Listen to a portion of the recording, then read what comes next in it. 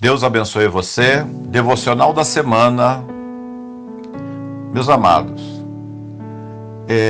Em João 9, versículo 8, diz o seguinte: Então os vizinhos e aqueles que tinham visto anteriormente que ele era cego disseram: Não foi este quem se sentou e implorou? Não há maior argumento a favor do Evangelho do que uma vida transformada por Jesus. O homem de nossos dias está cansado de ouvir teorias e filosofias vazias. Todos falam, todos prometem, mas o Evangelho vai além da teoria simples. O Evangelho se torna vida, carne, experiência, deixa o romantismo da filosofia barata e entra na vida prática. A vida transformada do cego perturbou a sociedade dos seus dias. Havia algo diferente nele. Todos podiam ver.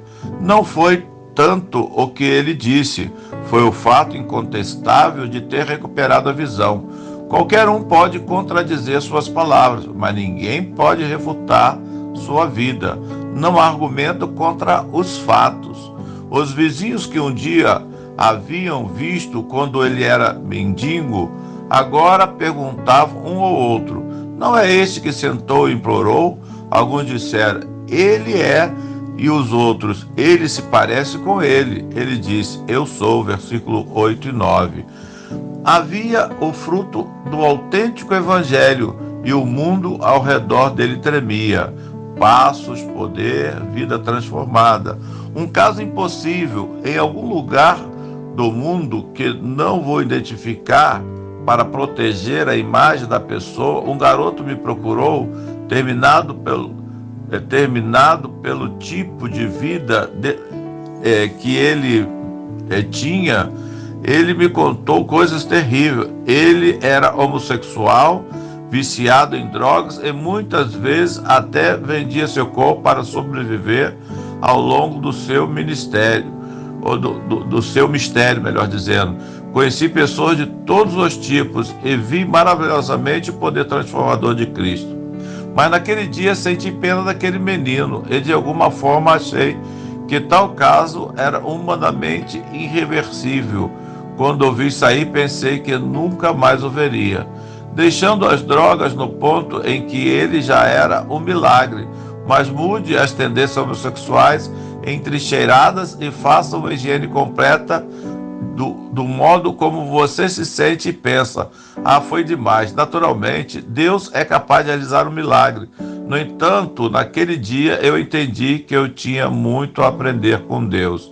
Ele me contou o seu drama. Ele nasceu num lar cristão, mas aos 13 anos seu pai o descobriu fazendo práticas homossexual e expulsou de casa. Onde o menino dessa idade vai, seus pais lhe negam um lugar na família. De lá ele cresceu com as pessoas das mesmas tendências e passou a viver uma vida triste. Oramos, falei sobre os milagres que Deus fez em outros lugares, como outras pessoas. Por algum momento ele acusou Deus, porque Deus me criou com essas tendências. Por que sou assim? Por que você me procurou? Eu perguntei. Eles me disseram que eu preciso de ajuda, disse ele. Sua consciência estava deixando-o louco. Ele me disse que a mãe lhe enviou uma fita com um sermão meu e depois de ouvi-lo, ele caiu de joelhos clamando por um milagre. Alguns dias depois daquela reunião, recebi uma carta dele. Eu pedi ajuda a alguns especialistas. Então eu escrevi ao menino uma longa carta e orei por ele muitas vezes. Às vezes, quando via alguém como eu na rua, lembrava daquele menino e o meu coração doía. E ele lembrou das suas lágrimas de impotência, fracasso e desespero. Ele se lembrava da sua angústia de querer ser diferente. Ele foi longe demais, é verdade. Mas se ele pediu ajuda, foi porque o Espírito de Deus ainda estava falando ao seu coração. Ainda havia esperança. 2 anos depois, recebi outra carta dele. Foi uma carta diferente, dizia: um dia você terá uma surpresa comigo. Vários anos depois, eu o encontrei novamente.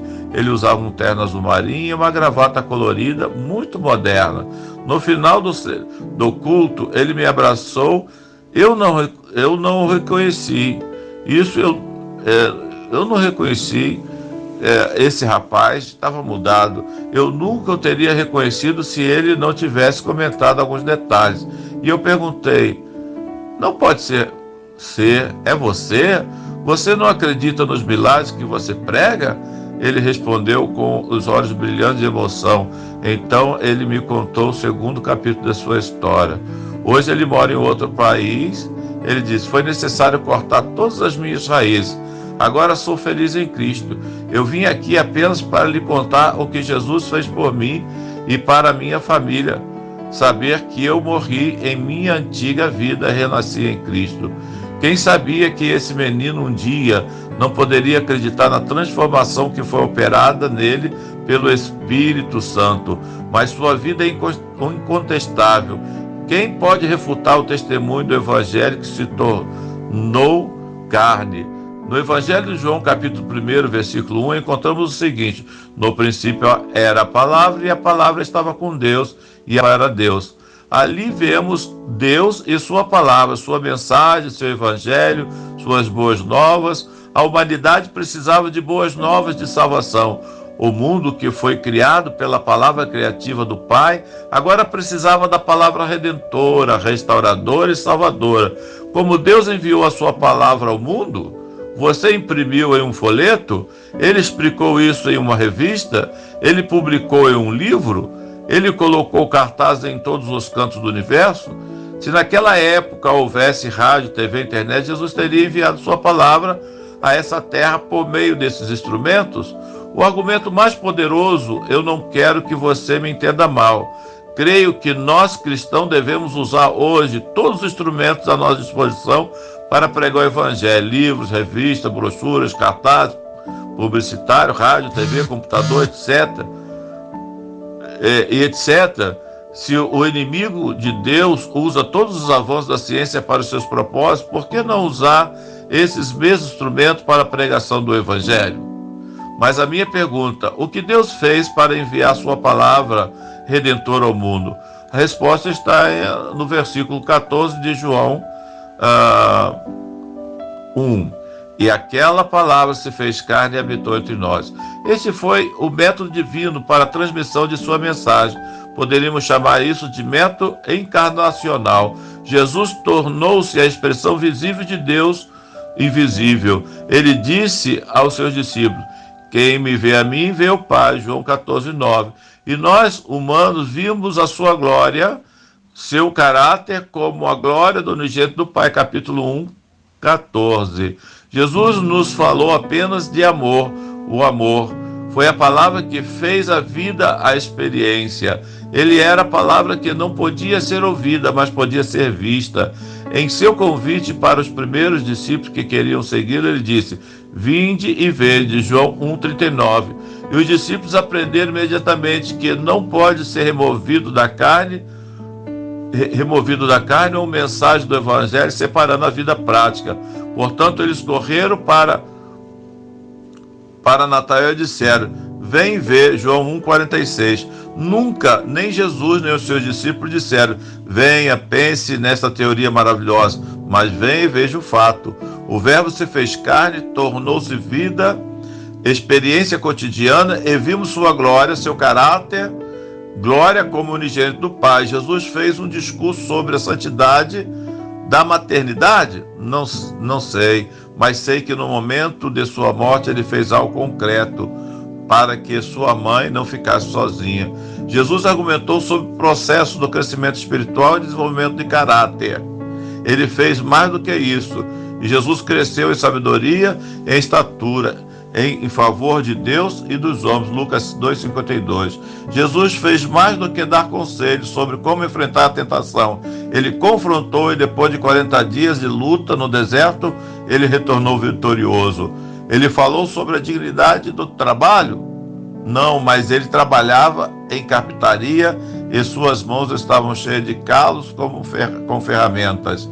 Ele não tentou provar a existência de Deus, ele deixou o Pai viver nele, e os homens não podiam duvidar que havia um Deus eterno e todo-poderoso. Jesus nunca especulou sobre a doutrina da Trindade. Ele acabou de dizer: mas se eu expulsar demônios pelo Espírito de Deus, o reino de Deus veio a você. Mateus 12, 28. Nessa declaração estava a Trindade, eu, o Espírito Santo, Espírito de Deus. Deus não é especulativo, não foi a palavra escrita ou falada, foi a palavra vivida, expulsando os demônios e trazendo o reino de Deus. Jesus não fez apenas um bom discurso em favor dos filhos, não. Ele colocou no colo e acariciou-os. Ele não apenas ensinou como orar, ele passou noites inteiras orando. Ele não falou maravilhas sobre amizade, ele chorou perto do túmulo do seu amigo Lázaro. Ele foi o evangelho vivificado, o verbo feito carne, e nós, seres humanos, podemos ver a glória do Pai através da vida do Filho. Na mente divina nunca houve uma mensagem sem carne. Deus quer registrar seu evangelho na vida do ser humano, para que o mundo possa ver que o evangelho funciona. Primeiro, a vida do ser humano tem que se tornar uma boa notícia antes de anunciar as boas novas. Quando o cego da nossa história apareceu andando pelas ruas da cidade e os homens estremeceram, quem se atreveria a negar o poder transformador de Jesus? Antes do seu encontro com Cristo, aquele homem não passava de um cego pobre, condenado a mendigar e viver da boa vontade dos outros. Mas Jesus apareceu e tudo mudou. E desde então esse homem não pregou apenas com sua palavra. Sua vida foi o melhor sermão. O que podemos dizer sobre você e eu? O que o Evangelho fez por nós? E nos ensinou a ir à igreja uma vez por semana, ajudar os pobres de tempos em tempos e distribuir panfletos com a mensagem de Jesus. Isso é tudo. Quanto à minha vida, meu temperamento mudou? Eu fui amar uma vez de abrigar rancor ou ódio em meu coração? Eu aprendi a perdoar aqueles que atormentam minha vida? As pessoas que vivem ao seu redor são felizes? Minha esposa, minha filha, o que eles pensam sobre as mensagens que eu prego e escrevo? Eu era mendigo. As pessoas hoje têm dificuldade em me reconhecer porque houve uma mudança completa no meu modo de viver. Um certo cristão tentou convencer o seu vizinho a ser cristão, mas o vizinho respondeu: ah, meu amigo, o que você está falando parece bom, mas suas atitudes fazem uma bagunça que eu não consigo entender claramente. Mahatma Gandhi, o grande líder hindu, depois de estudar a doutrina cristã, disse: a doutrina é perfeita. Eu me tornaria um cristão se não fosse a culpa dos cristãos. Conheci uma certa pessoa e, enquanto fazia uma cruzada evangelística, todas as noites ela estava possuída pelo demônio e gritava de forma assustadora. Durante toda a pregação, no último dia das nossas reuniões, ela estava alinhada com as pessoas que seriam batizadas quando ela fosse novamente possuída pelo inimigo. Os diáconos levaram-no ao vestiário, mas ela pediu para ser levada para a pia batismal. Quando os diáconos me disseram, os líderes me disseram, melhor dizendo, o inimigo ainda lutava para controlar a vontade daquela jovem angustiada. Eu pensei que não deveria batizá-la naquelas condições, mas aconteceu algo que mudou a minha história naquele momento. Os seus olhos suplicantes pareciam me dizer: pastor, por favor, me batize. Eu orei e batizei. Quando saímos da água da igreja inteira, pôde ver o brilho de felicidade nos olhos daquela mulher. Abracei e disse-lhe que a partir de então ela deveria temer, porque Jesus a libertara. Muitos meses depois eu encontrei aquela mulher de novo, e com os olhos ainda brilhando de alegria, ela disse: pastor, sou vitoriosa em Cristo, o inimigo nunca me atormentou novamente. O que impressiona sobre esta experiência é que vizinhos que às vezes não conseguiam dormir por causa do terrível grito daquela mulher foi quando o inimigo possuía, agora podia ver o brilho do seu rosto e o seu olhar sereno refletindo a paz no seu coração. Isso impressionou profundamente alguns vizinhos que começaram a estudar a Bíblia e frequentar a igreja. Vem, uma vida transformada é o melhor argumento de Jesus. Tem para provar aos homens que o evangelho realmente funciona. Você não gostaria de ser o instrumento através do qual Deus apresenta a sua mensagem ao mundo? Então, meu amado, dê o seu testemunho, procure com a sua vida ensinar, não é que é possível ser transformado. Quantas vidas nós temos visto ao nosso redor que foram transformadas? A sua vida mesmo foi transformada. Então vamos continuar dando testemunho. Deixemos as teorias, deixamos os discursos, vamos deixar de lado as discussões, os tratados religiosos. Vamos deixar os sermões sem práticas, sermões vazios, e vamos viver uma vida com Deus transformada pelo poder de Deus. Um grande abraço, uma boa semana do pastor Delson Goulart, que ama você. Você foi abençoado com essa palavra. Divulgue ela para outras pessoas. Deus te abençoe, meu amado e minha amada. A paz do Senhor.